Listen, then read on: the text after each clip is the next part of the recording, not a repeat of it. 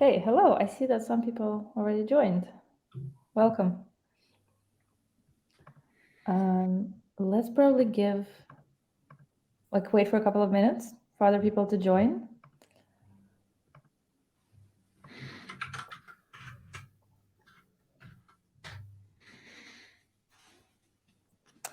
While we're waiting, we actually thought we would start with a small poll to understand where you are with with AI and your customer support team. So yeah, while we're waiting, maybe that could be something you could do. Fill out the poll, and it will give us a bit of sense of your context. I voted. Yes, me too. What did you say? Help Scout, we're using conversation summaries. It's a feature we've just released in Help Scout. It's We pretty do cool. that too. Yeah. For CSAT.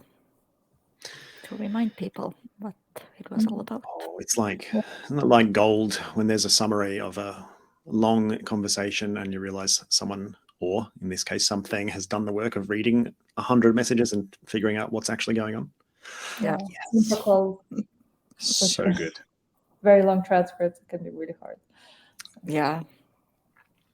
Yes. It's usually because people ask 45 different questions as well in the course of one conversation. And so figuring out where we're actually up to for the next reply is so hard.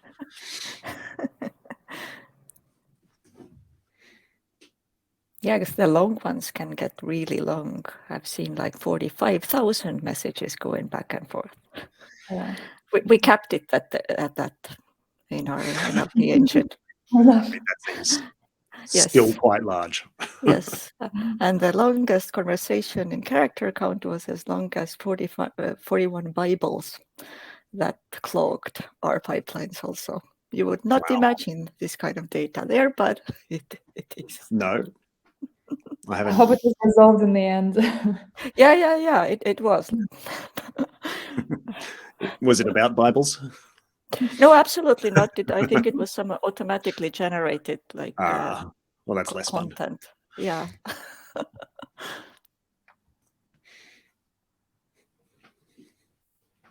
Or good evening, depending on where you are in the world, if you're like me. I see more people joining. Welcome. Check out our poll. We'd love to know where you are with AI in your team.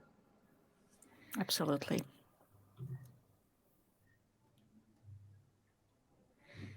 So I think we're going to wait for maybe 2-3 more minutes, and then we're going to kick off. Sure. Nice.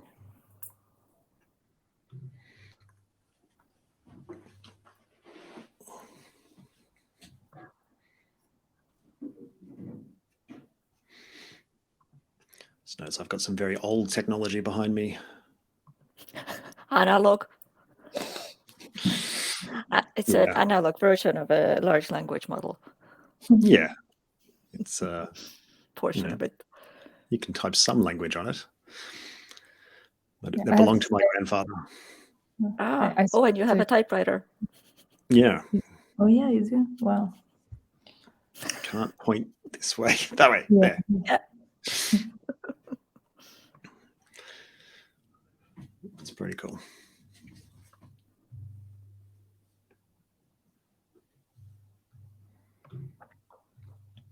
Yeah, I have to say I'm not used to paper books anymore. No. Yeah. Really, I like fiction on paper. Unless I'm on the beach. I do the opposite. I have mostly non-fiction print books, and then all the fiction is on Kindle. Kindle all the way. Yeah. It's pretty good. It is annoying if you I put it in my travel bag and then I forgot to charge it, so then I couldn't read any books until I figured out some way to get enough charge. That doesn't happen with a paper book, unless you drop it in the bath or something. That's the equivalent, I suppose. Done that. Where you put it in the bag and go to the singing festival, and it's like torrential rains. Yeah. Ooh. that's not great Welcome for kids. to everyone who's joining us now. We're just giving everyone else a couple of minutes, but you will see that there's a poll when you join. So we're very curious where you are with your AI efforts. So please fill it out. And yeah, I think it's 5 past, so maybe we can begin and other people will chicken in as we go. Great. So first of all, thanks so much for joining. So the topic of the webinar today is getting started with AI and what should customer support leaders consider. Just very quickly what you will learn, and then I will get on to introductions. So how to think about AI, the opportunities and risks, the most promising applications of AI in CS, and the impact on customer experience and CS teams. So this is what we're going to be discussing. So as a round of introductions, my name is Luba. I'm founder and CEO of Cordless, a phone system with AI-driven insights. And before that, I was a customer support lead at Monzo Bank. Mervi, would you like to go next? Yes, certainly. My name is Mervi. I'm the head of machine learning and data at Klaus. Klaus is also an AI-driven platform for doing quality analysis in contact center. We have elaborate NLP engine that works natively with like analyzing the data, and the focus is to find interesting things for humans to review and to act on. Also, it can be used to surface information that can be fed to chatbots or reviewing these actions of the chatbots. And we've also released recently something that does the reviewing completely automatically for you in some areas. Amazing. Matt, do you want to go next?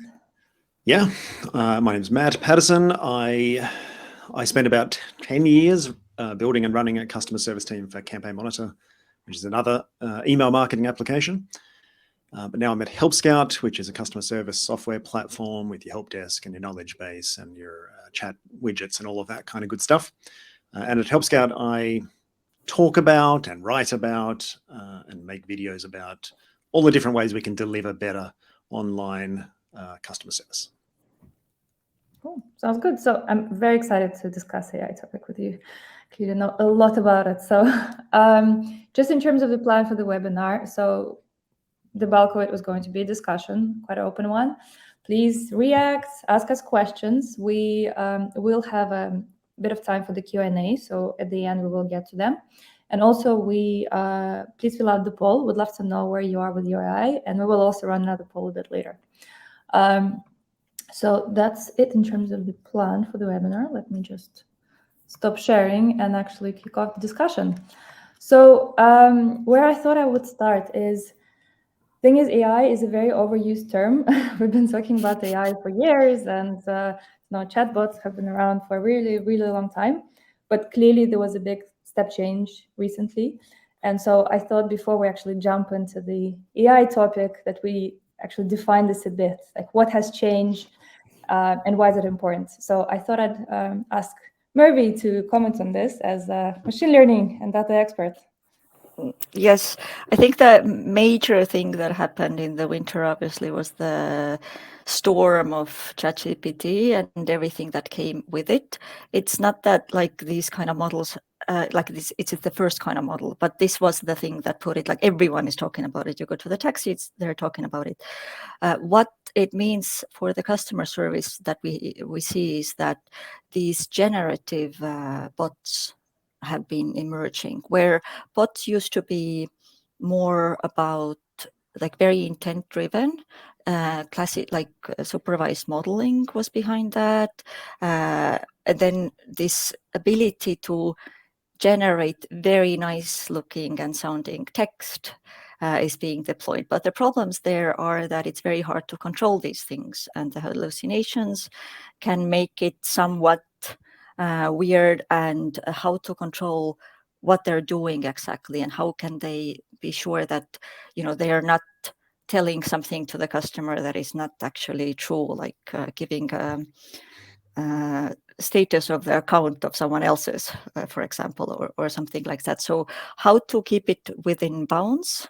Mainly it's done by only letting it use what is written in the knowledge base, but then the quality of the knowledge base and the structure of the knowledge base and the upkeep of the knowledge base becomes an issue.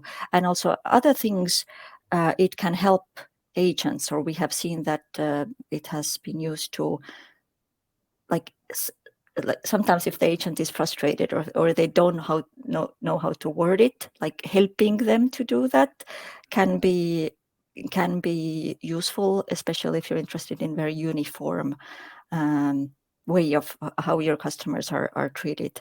But then at the same time, if very experienced agents get annoyed with these suggestions because they are sometimes like very basic.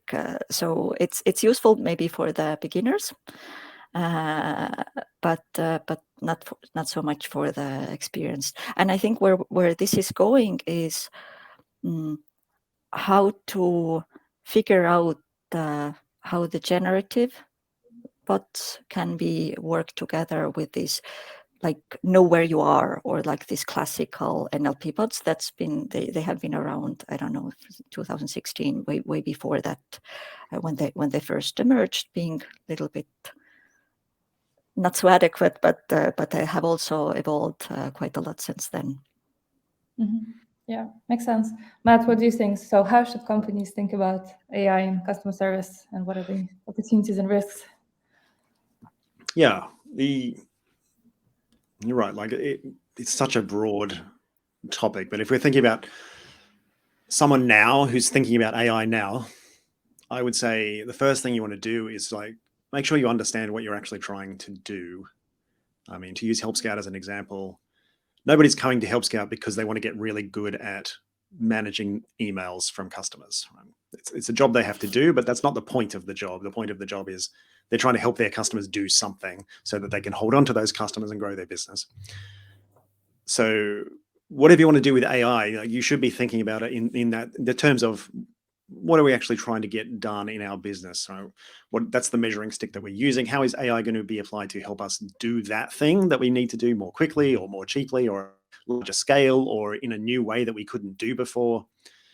I think start by thinking about AI like that as not a feature in itself, but as a method for getting something done. And the more you can stay on that track and less you'll get distracted by the 40 billion things that people are trying to sell you that AI can do, and you'll think about what is it actually that you are trying to do and what's important to you and your business. So that's where I would start, and that's a good way to kind of stop yourself getting sucked in by a billion different things which may be of no use to you or which might end up causing you more problems than you actually solve with it. Yeah.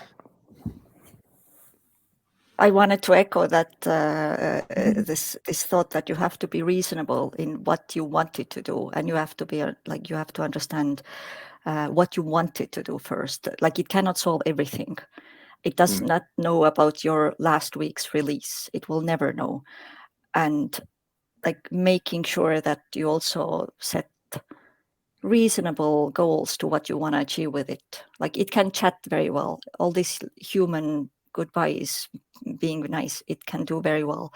But giving adequate information, actually performing tasks on the back end to solve something fundamentally and to the customer, this, yes, it can do that. But is it cost effective? Maybe not. Or that you have to like figure out if it's worth to build like this full integration that it solves everything completely. I mean, I think that's the fundamental risk is you end up spending a bunch of time and energy on something that does not help you or your customers. Yeah, there's a big opportunity cost as well in terms of investing in AI versus all the other things you might be doing. Yeah. 100%. Yes. And as someone with a background in mathematical modeling before AI was everything, you can do a lot of stuff with statistical modeling and just analyzing metadata very well. That can get you like very close to where you want to go without you having to go into the core text itself and trying to analyze that. Mm-hmm. Yeah, for sure. I always thought about this as the metrics you care about as a business as well. Like customers care about speed and resolution, whereas companies care also about delighting their customers, but also the efficiency part. And also always felt to me that AI is something that can definitely help with speed, but quality is something that should be very carefully controlled, because that's something that you can't be 100% sure of. Yeah, as you said, it's all about outcomes, right? If you're trying to set out this particular metric you're trying to optimize, you have to make sure that you keep track of everything else as you're experimenting with it. Yes, like there's this interplay between identifying easy things that can be solved with the bots. That's also like a different separate task. And then identifying the complex cases that should be improved, like where something had gone wrong. And like, for example, in Klaus, we have developed a statistical methods that finds these things that you should check because they stand out, like something odd went on there. We don't know anything about like what they're actually talking about, but we see that with like looking at the stats, also a little bit of the content without the semantical awareness, but we see that, hey, something is off here. You should check. If you want to improve, this is the area you can do that. Also, possibly bot will never solve these cases. Yeah, you might not want it to. Yeah, exactly, because it will be more expensive. Yeah, and just not as good, or it won't necessarily do things in the way that you would do them in that specific context. Right? You still that human judgment, especially at those points when something has gone wrong. That's where you want someone to be a human and to make a decision that doesn't match the million other times that the same sort of thing has happened, which is what the computers are very good at doing. Yeah, and then, like, even though these generative bots, they're very good at also figuring out based on very few samples what should happen, but then they sound super confident, but they can be way off. And we have implemented also these OpenAI models and other large language models, and how they can do bizarre stuff is scary. But sometimes it doesn't happen often. It happens very few times, but it can be super weird. Like you give it a couple of numbers and a hyphen and ask it to generate 2 pages, and it will generate 2 pages of something. Has nothing to do with what you ask, but it will do that. Yeah, I think we already started talking about this a bit, but maybe Matt, could you talk about what do you see as the most promising applications of AI in CS? Yeah, I think we have kind of started touching on it. Some of the things well, I think about it in kind of 3 places, which is before the questions even get to support. Then there's the sort of meta knowledge of all the stuff that's in support, and then there's answering the actual conversations with customers. So think about beforehand. A great use of AI, I think, is if you've ever done any support, you will know that a lot of the time people are not that great at describing their own problems. And often the answer is already there. It's in the knowledge base, but they just can't phrase the question in a way that gets them to the right answer because they're using different terminology, or they've phrased it in a confusing way, or they don't quite understand their own problem. And I think this is a great opportunity for AI there to understand that language and parse it out in a way that turns into a better search, essentially, for a knowledge base, and just gets them what they need. They never have to go to support. They never have to know that there was AI involved, really. They just type what they're trying to do, and it figures it out for them better than the current systems can do. I think that's fantastic. Assuming that they do go into support, then you get into kind of the big picture stuff of, I think we're already seeing a bunch of tools around like creating a taxonomy and understanding all of those different things that are coming in. How would we describe them? How do we categorize them in a way that is going to be useful later for reporting to the rest of the company, or for understanding where those support questions are coming from? It's the sort of thing that people do now and can do, but is inconsistent. Like, humans are not great at choosing the same category for the same thing every time. And you end up with 17 different tags that are sort of the same thing. Like just having the AI just do that without human intervention is probably going to get you a more useful taxonomy than you would get yourself, unless you've just got one person doing it full time. Tagging, prioritizing the sort of the stuff that's been around for ages around sentiment analysis, all of that stuff in like sorting out your queue. And then the third part would be when you get to answer it. And that's the sort of stuff that people have been talking about already in the poll there, doing a summary of a really long conversation, suggesting the most likely answer based on, you know, all of the history that you have in your support tool, and just showing that to the human person, saying it's probably this, but you should check that before you send it to a customer. Taking like 3 bullet points and then expanding them out into a longer answer that someone can edit and send, especially, as you were saying, Mervi, especially great for new people, to give them like, this is roughly the answer, and you can change it to be in your own voice. And especially for people who are like, writing is not necessarily their strongest area. They might have fantastic technical knowledge and know exactly the answer that they're trying to give, and they just need a little bit of help with like, well, how do I make this sound friendlier and less technical? AI tools can be amazing time savers there.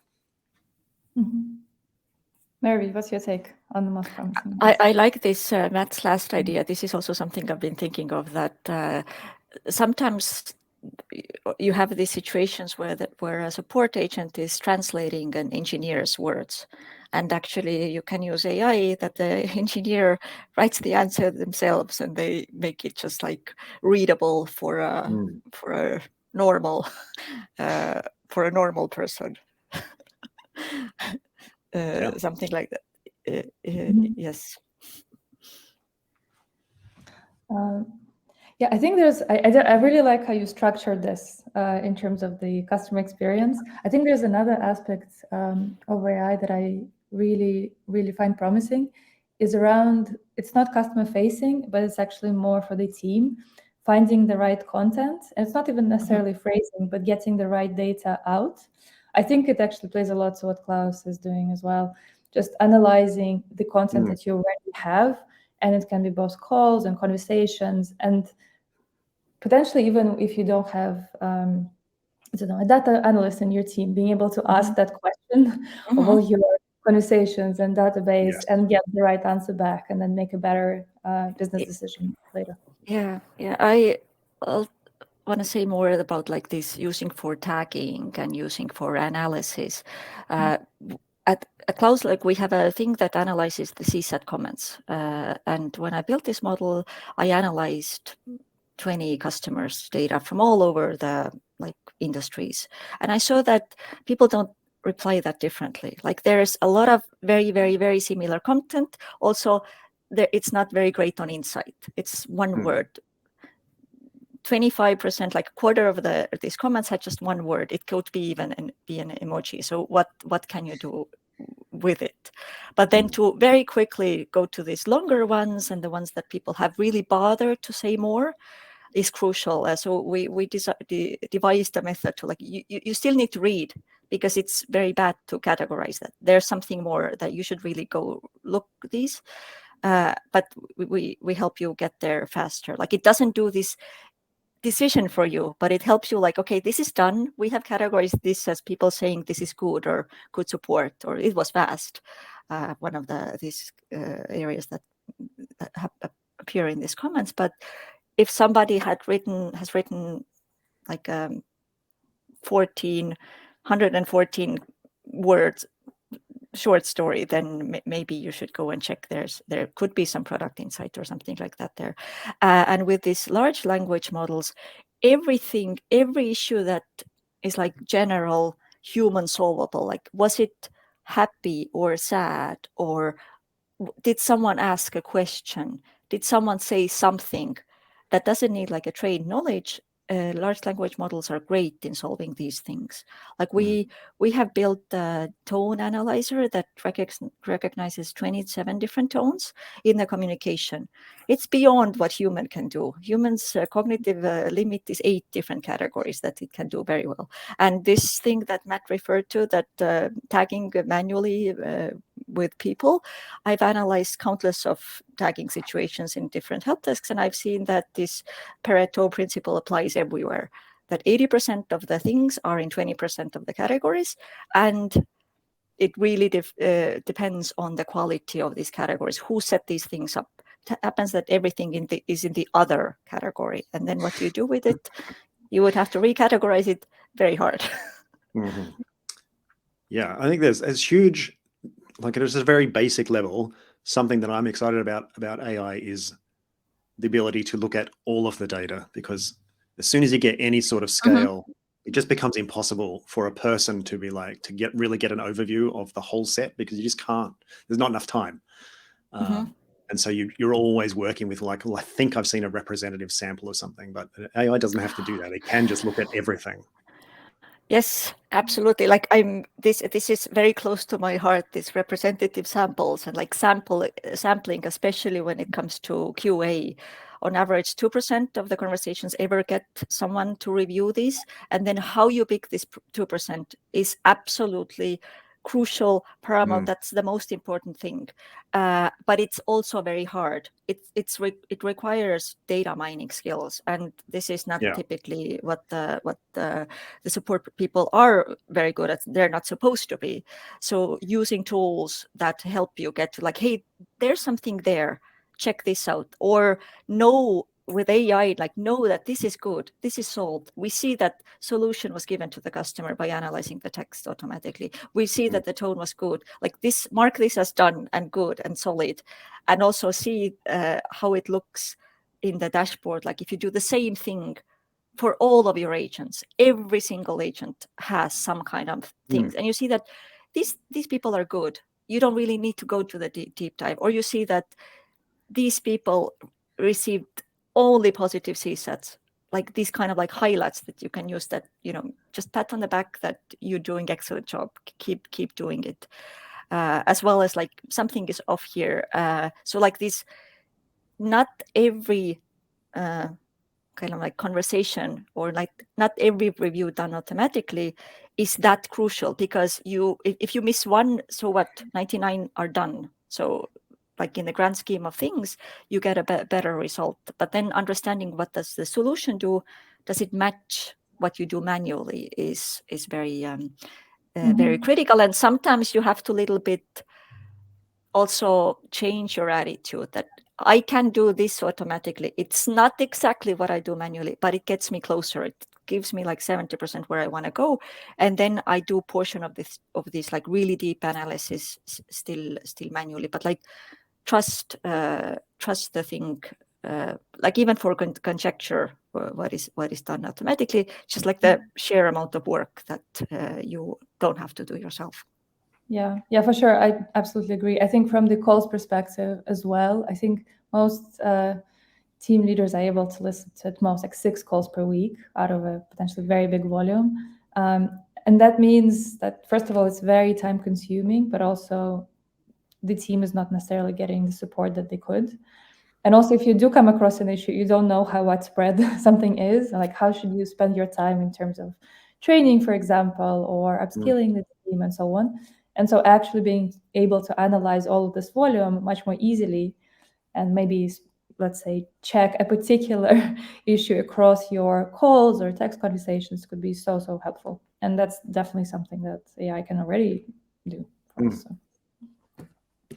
I think the other thing is that I've been thinking about a lot. I think the types of questions that AI could answer, the sort of informational stuff, which I think we could automate based on knowledge bases and things like that. But also there's a lot of things that like they do require, I don't know, pressing some buttons on your backend, like initiating some action. So I feel like there's a short-term investment and sort of short-term gains, but also there's like a very long-term game where it could be so much more powerful, but it requires a lot of thinking. Like, how can this be actually integrated into all of my tools to really enable this kind of automation and take out the repetitive tasks, not just the conversational part, but actually workflows. And I feel it's really helpful to think about that as workflows. Like, this is the type of question or thing that we could automate, and this is the part that AI could do right now and the human has to do right now. But then can we later down the line actually make it work with our tech stack as a whole? I don't know if you think about that.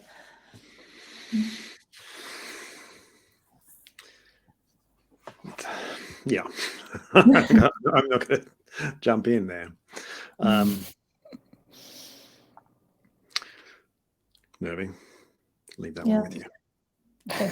We talked a lot about different applications. Yes, I think there's a little bit of this. This is this hype thing that 100% will be done by chatbots. No, it won't, because it cannot press buttons in the backend, and your workflows are complicated. Like what you actually go and what needs to be done to answer the customer. Sometimes the person needs to go and ask the dev. Something needs to be investigated in the database. Like these type of things, technically possible to solve, not reasonable to go there, because then you would have to invest more on people who build the data pipelines, the analyzing tools, the monitoring things, and like the overhead of just doing this. It's just not, the ROI is not there. We should, so maybe it's a question that probably comes up at like Zapier a lot. Like you can automate a lot of things, but at a certain point, it's probably not worthwhile actually doing it because you're spending so much time trying to make it work. You'd be better off just do the job yourself and focus on what matters. Exactly. Like not everything should be automated. Like if you really see that yes, I do this repetitively. Yes, I will also forecast that I will do the same thing repetitively for like a reasonable amount of time in the future, then yes, let's automate it if it can be done. But if it's something that happened once or happened maybe even 100 times, and you know that this can be solved by a product fix or something like that, then does it need to be automated in the help support? Maybe not. But this brings me to the like a whole different area of surfacing information from support to the other parts of the organization that comes partly with this more accurate tagging, better intent recognition, that you know what it's about better, and also better reporting tools and ability to use reporting tools that you can say that, hey, this happens a lot. This doesn't need to go to the support ever again. Like let's put it in the self-service, or this is something that is like to Matt's example earlier, that people don't know how to ask the question. Let's figure out how to change the knowledge base or the FAQ. Okay. I'd love to talk about the customer expectations and impacts on customer experience. Whenever I encounter a bot on the website, I always try to avoid it and get to a human. Do you think this will change? And in general, customer expectations around how they will be served and supported will be different with AI? I think like the reputation of bots has been kind of like brought down by somebody making very bad bots in the past. Because I have seen amazing bots, and if I get things sorted with a bot, I feel much better. I don't bother anyone. And I've seen amazing bots, but they all depend on pinpointing the entry point as accurately as possible. They know like what are the things that you might want to do. So like this analysis on what could happen or what is likely to happen is done before very, very carefully. And then the bots are attuned to respond to that. And then it can be amazing experience. Also, this robot-human interaction becomes very much a thing. There's a lot of research with like actual physical robots, but bots are a little bit the same thing. That if they are very, I don't want to say arrogant, but if they are very sure, or they appear to be very sure, then people want to mess them up a little bit. they want to confront them. But if they somehow behave in a way that they admit that they could be wrong, which they could be, and like there is no bot, nothing is 100% accurate. Even human benchmark is 80% for like a simple task like sentiment analysis. So anything automatic cannot be better. But so I guess like the UX is very important there. Like if somebody catches a bot making a mistake, they're like, haha, caught you. Therefore, everything is invalid. But also, like, how to keep it consistent, when to retrain, if something changes with your business, how fast you have to react. These changes carry into, but that also means that the initial decision, what you let your bot to take care of, becomes very crucial. Because if you know that there's something that might change or is transient or can be fixed, then maybe not introduce this to the bot at all. And ability to that the bot escalates to the human very, very fast is like that. There has to be this quick link.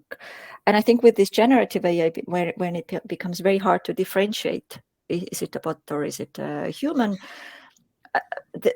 I think that there might be situations where, people might get angry or offended if they realize that they've been talking to the bot for some time and they have been given some information that it's like, This should always be clear. I feel like this is something that should always be clear who you're talking to. I think there's going to be the worst problem for me is when you were talking to a human and you're a human support person and people keep thinking you are a bot. Which already happens in support a lot, especially if you're doing email support. You get a lot of like, am I talking to a robot? And that happens all the time anyway. And now they're just going to be trained to be constantly thinking that it's an AI that they're talking to. And people, or at least a certain subset of people, are not trained to be nice to machines. So I think there's definitely going to be a problem for some people. But we'll probably see some companies who are very upfront about the fact that they're using AI, and where the AI ends and the humans start will be a clear line, which I think is probably going to be good practice. But there will be a lot of companies who are currently quite happy to provide pretty mediocre support through underpaid and under-resourced people that will be just as happy to replace those people with even cheaper AI that's also pretty mediocre. And they'll just do that and we'll all just suffer through it. But, that's probably not the kind of businesses that any of us work for or are dealing with. So I think, like to your question about like customer expectations, people are going to expect that there's AI in lots of things, even in areas where it probably doesn't make sense. They'll probably, because we're in this hype cycle, as you said, we're kind of imagining that everything will have AI in it, and we'll get through that phase and we'll figure out where it is actually helpful to us and where it's not. And I think a lot of the uses of AI is going to be invisible to the customer. It'll just be happening behind the scenes in doing the analysis or doing supportive roles for the support person to then actually use. So I feel like probably the biggest impacts will be the ones that are not super visible to customers directly, but are just like, well, it's less painful to deal with this company now because they've got their systems a little bit more sorted out behind the scenes. Yeah, and it's faster. Yeah, makes Completely sense. agree. What about the impact on customer service jobs, and how should individual people think about it? I read a study recently that said that since 15 years there has been exponential growth in like how many people are employed in support organizations.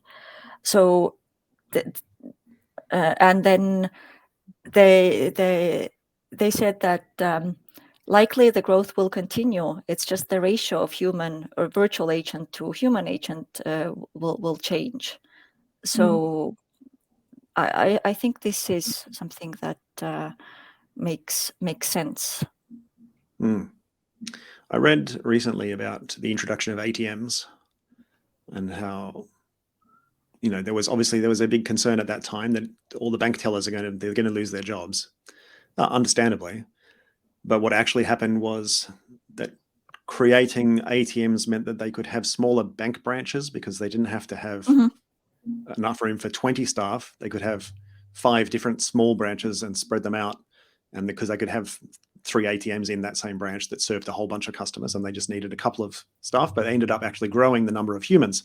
But they just had slightly different jobs. They were doing the more complicated work. And I suspect something similar will happen here where, some jobs will be lost for sure, but probably not as many as we are concerned about. But the jobs that stay will not be the same job that you're doing now. There's probably a bunch of stuff that you're doing today that will be automated away, but there'll be other stuff for people to do that will be more people-y. I suspect. Yeah. For sure. I like that people-y thing. I think that if I read through thousands and thousands of what happens in the contact center, and then some things, yes, it should be automated. No human should do this kind of job because this is very boring and very mundane. If this can be automated, it's better for everyone. And then it also, if more and more of these tedious things are removed from like human domain, then the career in a contact center becomes completely different. And also people like the retention and attrition things that we've seen are problematic, especially companies that don't strive for a good relationship there. Like this will change. Yeah, especially complex and emotional things will always need to be dealt with by human. And I guess the emphasis on the skills that you also have, empathy and being able to although like this large language model, they can sound very empathic, but ultimately you shouldn't give power to decide to something that has nothing to lose when they make a wrong decision. So anything that has like, which should I take? Should I take the red or the slightly purple? The AI doesn't then a human would be a better person to communicate. And it also depends a lot on the business that you're running. If there are a lot of transactional things that can be automated that are repetitive, yes. But if there's like this, I have to walk someone through the process of deciding, then AI can be there to help. But this relationship has to be with a human. Like, I don't think trying to push relationship building into the bot is a good idea at all. No. Definitely. We've seen all the sci-fi movies about that. For sure. No, but I definitely agree with what you said, that there'll be a whole new host of other types of jobs. Like, for instance, we'll need to maintain our knowledge bases to a much better level and making sure that it's much more detailed and clear. So actually, AI can pick up all that stuff. Or if there are any changes in the product or any kind of context, someone will need to update and train and make sure it all works. So this kind of controlling for quality and operational jobs, there'll be more and more of that for sure. Yeah, if someone was to say, like, what can I do to kind of protect myself? I think that's one area for sure that you could, if you spend a little bit of time sort of understanding how the AI tools work, just at a basic level, you don't need to be a Mervi level expert of machine learning. There's just going to be a huge period of time here where the person who knows a little bit about how it works and where we should try using it and where we probably shouldn't try using it, that will be a really valuable person. And the person who can combine that skill with, also understanding how we talk to our customers and how we're trying to work with them, I think that's a huge opportunity for people in the short term. Yeah, that's excellent point, because up till now, or like still now, people who build bots and do these automation flows, and they're not in support organizations. They're typically somewhere else. Yes, they take input, but they're somewhere else. But now with this AI being closer and can do more, then this actual training of the bot, improving the knowledge base, can go closer to the support org, which is actually amazing. Yeah, it's accessible to, like, even if you're in a company that says we're not going to use AI, the individual people on your teams all still have access to AI tools and will absolutely try to use them. So someone needs to understand it. Someone needs to be thinking about how we do and don't use it in the company. And that could be,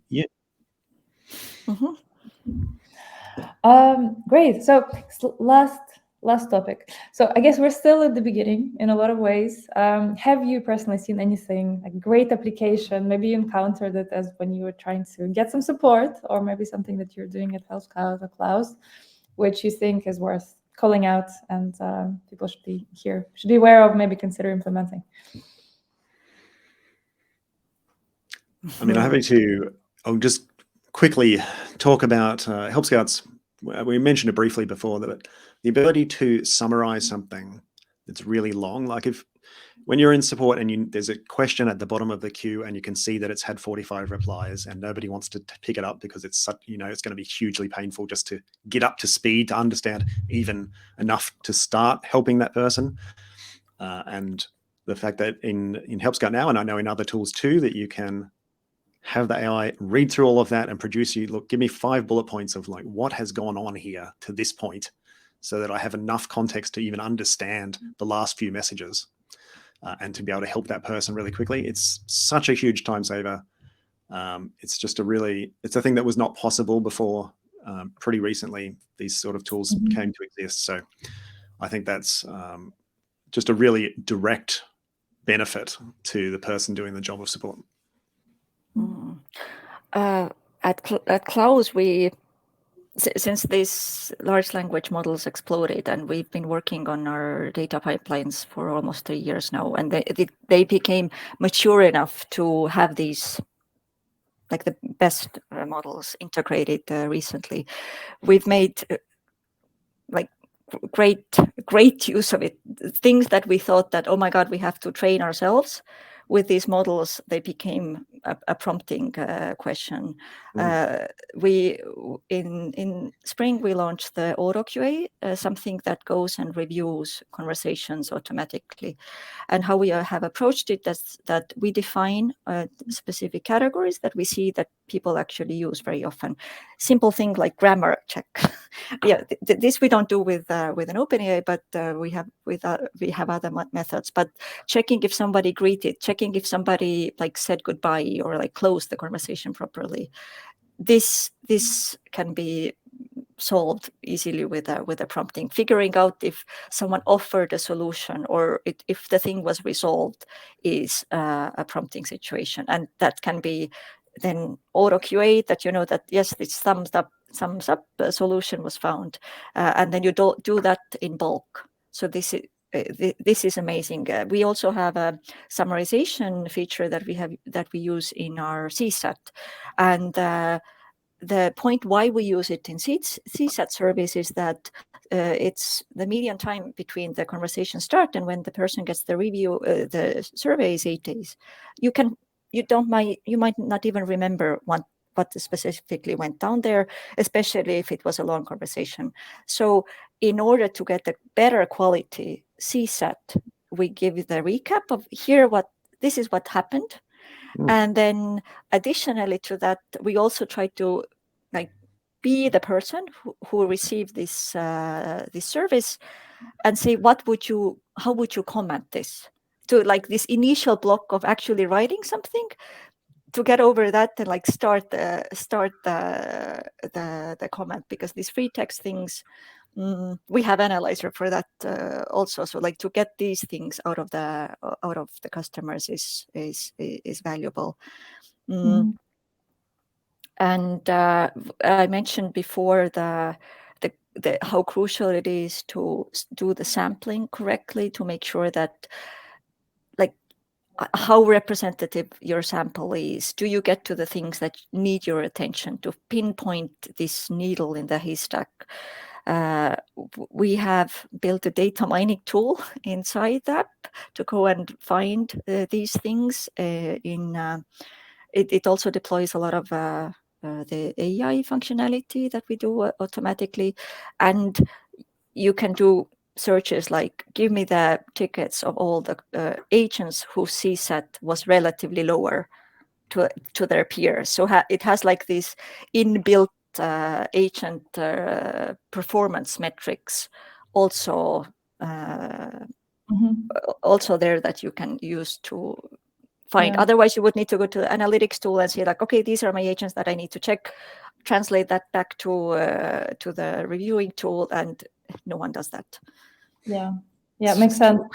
Yeah, that really resonates with me, because this is what we try to solve at Cordless for calls, where it's also a medium which is very hard to work with. You have to listen to calls, and transcripts can be inaccurate sometimes. But this is exactly what we try to take out of all of that content. Let's say for 100% of your conversation, did authentication work as expected? Were the right questions asked? Or actually getting the data out as well, because you can ask a question that, I don't know, if there was a conversation about collecting an address. What was this address? And all of a sudden you could get that back in a table, which you can much more easily work. So yeah, that's something I'm quite excited about, data extraction and like 100% of analytics across all of this huge amount of data that you can get. So, amazing. Thank you so much. Conscious of time. So I see that we have one question. So let's... A couple in the chat too, I think. Okay. Let's take a look. Oh, yes, we have a couple in the chat. I can take the sheriff's one. Okay, please. About the scarcity of data for AI. This is a very good example that you give here, Sheriff, about the outage of a bug or a bug. Actually, I would say that this type of content is much better caught with metadata. You know that you had an outage. Like, for example, an outage. Outage you should be able to catch with some other monitoring metrics. Like if you need to go and fish this thing out from the text that the customer says, you're already too late. Bugs are a different thing. Like understanding that yes, something is a bug is like in a general way, like something is like buggy, that can be caught. But to very specify like what type of thing, this is not a task for an AI. This needs to be then checked by a person. We can pinpoint that it sounds like there was a bug, but what exactly, it's always better to like, because this might need engineering intervention. Like it's too hard to like extract it. This information is not even there in the text. It needs to become from somewhere else. There's a business challenge because to Sherry's point, I think, you don't want the AI answering without awareness of the bug. Absolutely, I can guarantee you, because I know I've been there.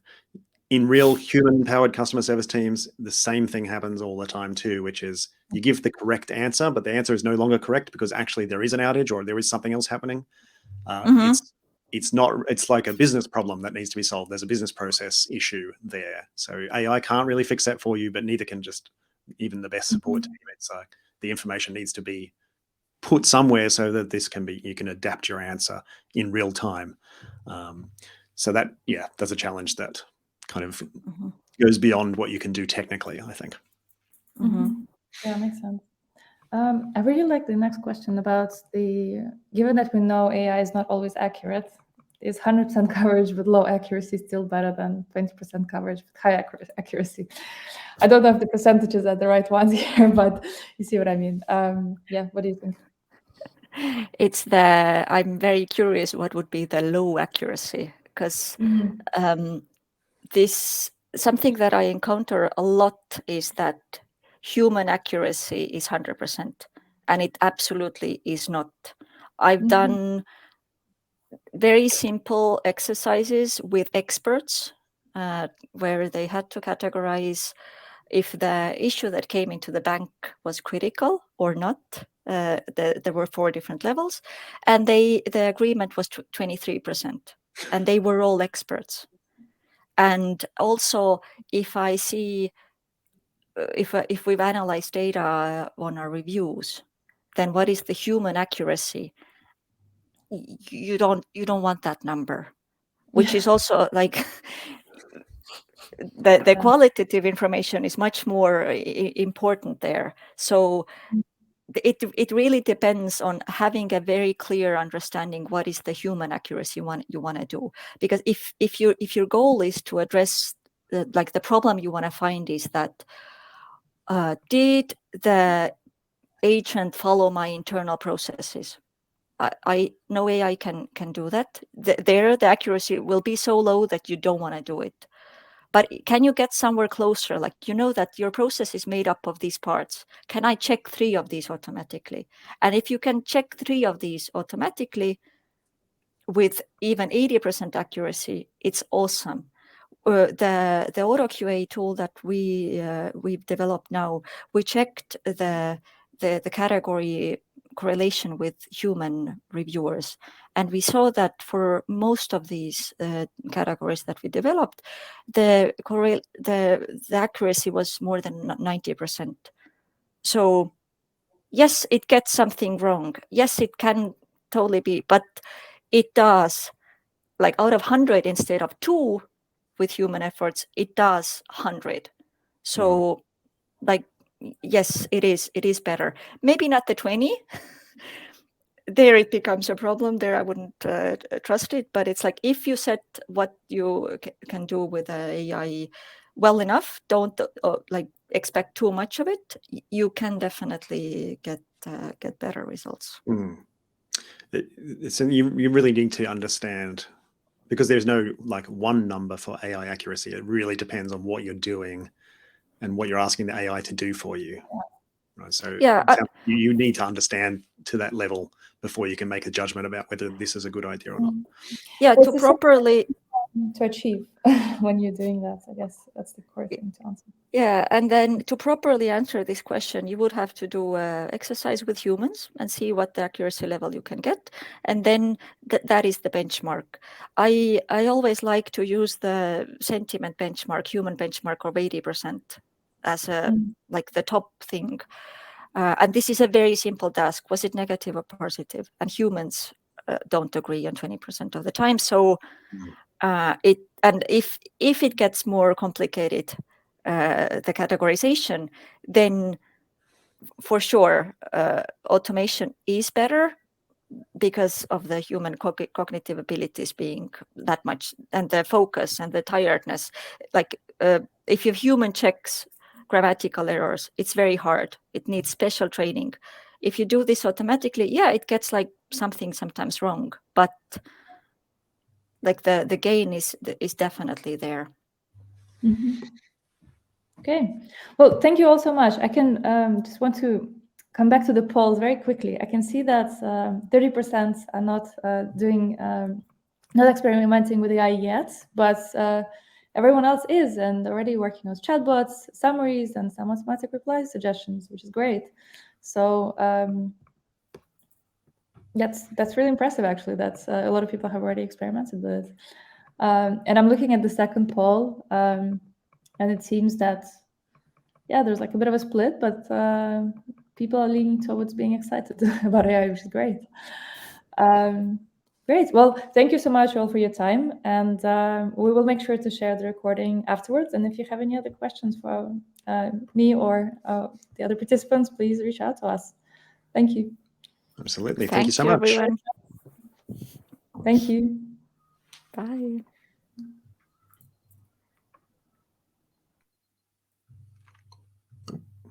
Where's this? It's just us again. Bye. Bye, Matt.